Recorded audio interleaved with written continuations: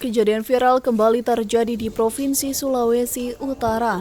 Seorang anak bernama Tilva Azahra Moko Ago alias Zahra berumur 8 tahun asal desa Tutuyan 3, Kecamatan Tutuyan, Kabupaten Bolang Mongondo Timur yang sempat dinyatakan menghilang. Kemudian dia meninggal dunia dengan kondisi yang mengenaskan.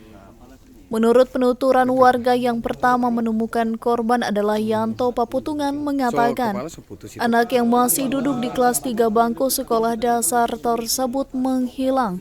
Sejak siang hari setelah seharian mencari, akhirnya mendapati korban dalam kondisi meninggal dunia tak jauh dari rumahnya. Sudah temalintang begini di dalam got. Dalam got baru kepalanya sudah di kaki, di belakang kaki. Anak sudah temalintang di got, tapi kepala sudah di kaki bagian. Kong ada dapat di mana itu? Di belakang sini, belakang rumah. Kira-kira dari TKP itu kira-kira boleh berapa DP jarak? Sekitar 100 meter lah dari sini. Tapi sebelumnya dilakukan pencarian dulu ya? Pencarian dari siang. Dari jam berapa dari pencarian?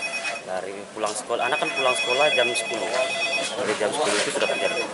Baru ditemukan jam berapa kira-kira? Jam 7:30. Yang ditemukan itu warga atau? Iya. Dia masih pakai baju sekolah. Sudah enggak pakai baju sekolah dia. So kurang pakai singlet dengan celana pendek. Jadi langsung evakuasi gitu. Iya. Langsung polisi langsung evakuasi.